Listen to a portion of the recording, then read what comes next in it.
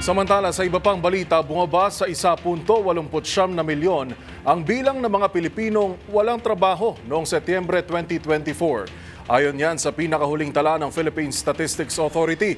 Ang iba pang detalye, alamin sa report ni Arnold Herrera.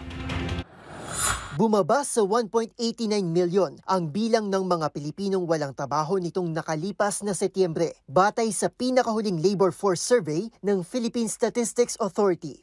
Sa ulat ni PSA Chief at National Statistician Claire Dennis Mapa, bumaba ang unemployment rate ng Pilipinas sa 3.7 nitong Setyembre mula sa 4% o katumbas ng 2.07 milyong Pilipino noong Agosto. Bahagya namang umangat sa 96.3% ang employment rate ng bansa, 0.3% na mas mataas kumpara nitong Agosto at halos 1% na mas mataas mula sa kaparehong panahon noong nakaraang taon. Katumbas ito ng kabuuang 49.87 milyong Pilipino na may trabaho noong September 2024. Samantala, tumaas din ang underemployment rate ng bansa sa 11.9% mula sa 11.2% noong August 2024. Bunsod ng kagustuhan ng halos 6 na milyong empleyado ng panibagong trabaho at karagdagang working hours. Lumabas din sa preliminary data na nangunguna pa rin ang service sector sa employment shares ng mga Pilipino na sinundan ng agriculture at industry sectors.